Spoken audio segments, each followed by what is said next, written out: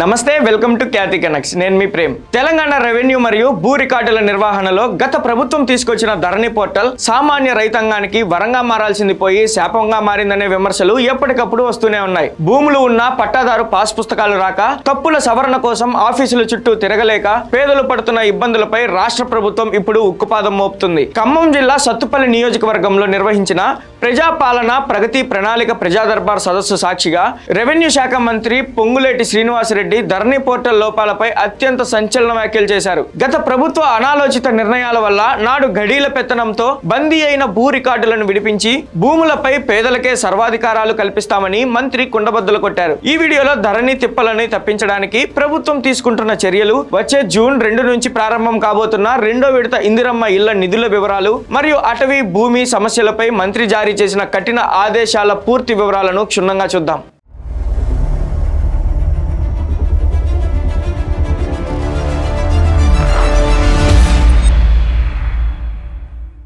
సత్తుపల్లిలోని MR gardens లో స్థానిక MLA ముట్టా రాగమై Dayanand ఆధ్వర్యంలో జరిగిన ఈ ప్రజా దర్బార్ కి వందలాదిగా ప్రజలు తరలివచ్చారు. ప్రజల నుంచి స్వయంగా వినతులు స్వీకరించిన మంత్రి పొంగులేటి గత ప్రభుత్వ ఆర్థిక వైఫల్యాలపై తీవ్రస్థాయిలో ధ్వజమెత్తారు. ధనిక తెలంగాణ రాష్ట్రాన్ని గత పాలకులు అడ్డగోలుగా 8,18,000 కోట్ల రూపాయల అప్పులు కుప్పగా మార్చారని మండిపడ్డారు. అయినప్పటికీ అప్పులు ఉన్నాయనే నెపంతో తాము చేతులు ముడుచుకొని కూర్చోలేదని, ఉన్న వనరులతోనే పేదవాడికి భద్రత, భరోసా కల్పిస్తున్నామని స్పష్టం చేశారు. గత పాలకుల కాలంలో ఎన్నికలు రాగానే ఇందిరమ్మ ఇళ్ల పేరుతో బొమ్మలు చూపించి ఒట్టి కాగితాలకే పరిమితం చేశారని, కానీ తమ ప్రభుత్వం వచ్చిన మొదటి ఏడాదిలోనే 22,500 కోట్ల రూపాయలతో 4.5 లక్ష ఇళ్లు మంజూరు చేసిందని ప్రకటించారు. ఇప్పటికే 1,25,000 ఇళ్లు పూర్తి కాగా జూన్ నాటికి మరో 1 లక్ష ఇళ్లు సిద్ధమవుతాయని తెలిపారు. రాష్ట్ర ప్రజలకు మంత్రి పొంగులేటి ఈ వేదికపై నుంచి ఒక సూపర్ హిట్ అప్డేట్ ఇచ్చారు. వచ్చే జూన్ 2వ తేదీన తెలంగాణ రాష్ట్ర అవతరణ దినోత్సవ కానుకగా ముఖ్యమంత్రి రేవంత్ రెడ్డి చేతుల మీదుగా రాష్ట్ర వ్యాప్తంగా 2వ విడత ఇందిరమ్మ ఇళ్ల పంపిణీ ఘనంగా ప్రారంభిస్తున్నట్లు ప్రకటించారు.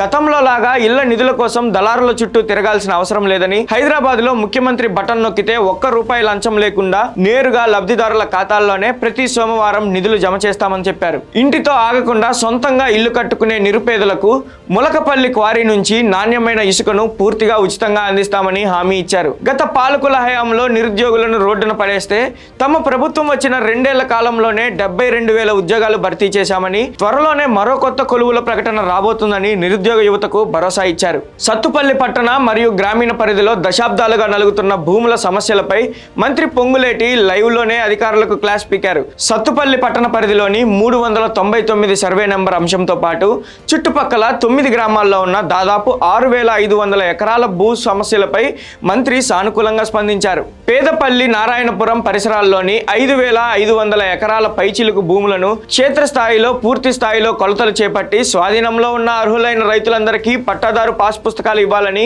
రెవెన్యూ అధికారులను కఠినంగా ఆదేశించారు. అలాగే లబ్ధిదారుల పేర్లను వెంటనే పహానీలలో ఎక్కించాలని స్పష్టం చేశారు. ఈ ప్రక్రియ వేగంగా పూర్తి కావడానికి రైతులు, స్థానికులు అధికారులకు సహకరించాలని కోరారు. పాత ఇందిరమ్మ ఇళ్లకు సంబంధించిన నిధుల బకాయిలు, ఇతర పెండింగ్ బిల్లులను క్లియర్ చేయాలని ఇప్పటికే ఆదేశాలు ఇచ్చామని, 1-2 రోజుల్లోనే నిధులు విడుదలవుతాయని చెప్పారు. ఈ ప్రజా దర్బార్లో మంత్రి పొంగులేటి అటవీ శాఖ అధికారులకు ఇచ్చిన వార్నింగ్ ప్రత్యేక ఆకర్షణగా నిలిచింది. రుద్రాక్షపల్లి, కోకపాడు, తాళ్లపెంట, రామచంద్రాపురం, వెంకటగిరి సహా సరిహద్దుల్లోని 10 నుంచి 12 గ్రామాల్లో నెలకొన్న అటవీ, రెవెన్యూ భూముల వివాదాలపై ఆయన సీరియస్ అయ్యారు. ఈ వర్షాకాలం ప్రారంభమయ్యేలోపు అటవీ సరిహద్దులను కొలిచి తేల్చాలి. మిగిలిన రెవెన్యూ భూమిలో తరాలుగా సాగు చేసుకుంటున్న పేదలకు పట్టాలు ఇచ్చే బాధ్యత నాదే అని రైతులకు కొండంత అండగా నిలిచారు. అటవీ హక్కుల చట్టం ప్రకారం పట్టాలు పొందిన రైతులు సాగు కోసం బోర్లు వేసుకుంటే అటవీ శాఖ అధికారులు ఎక్కడా అభ్యంతరాలు పెట్టవద్దని హెచ్చరించారు. జిల్లా అదనపు కలెక్టర్, ఉప కలెక్టర్లు ఈ వ్యవహారాలను నిరంతరం పర్యవేక్షించాలని సూచించారు. అధికారులు ఏకపక్షంగా వ్యవహరిస్తే సహించేది లేదని తేల్చి చెప్పారు. గత ప్రభుత్వ లోపాలను సరిదిద్దుతూ ధరణి తిప్పలను తప్పించేందుకు, అర్హులైన రైతులందరికీ పట్టాలు అందించేందుకు మంత్రి పొంగులేటి శ్రీనివాసరెడ్డి తీసుకుంటున్న ఈ అగ్రెసివ్ నిర్ణయాలు ఖమ్మం జిల్లాలోనే కాకుండా రాష్ట్ర వ్యాప్తంగా రెవెన్యూ యంత్రాంగంలో చలనం తెస్తున్నాయి. జూన్ 2 నుంచి ప్రారంభం కాబోతున్న 2వ విడత ఇందిరమ్మ ఇళ్ల పంపిణీపై మరియు అటవీ అధికారులకు మంత్రి ఇచ్చిన వార్నింగ్ పై మీ అభిప్రాయాన్ని కింద కామెంట్స్ లో తెలియజేయండి. ఈ ఇన్ఫర్మేటివ్ అండ్ డెవలప్మెంట్ వీడియో నచ్చితే లైక్ చేసి అందరికీ షేర్ చేయండి. మన ఛానల్ ని సబ్స్క్రైబ్ చేసుకోవడం మర్చిపోకండి. మరో ఇంట్రెస్టింగ్ అప్డేట్ తో మళ్ళీ కలుద్దాం. జై Hind. Thank you for watching Khyati connects.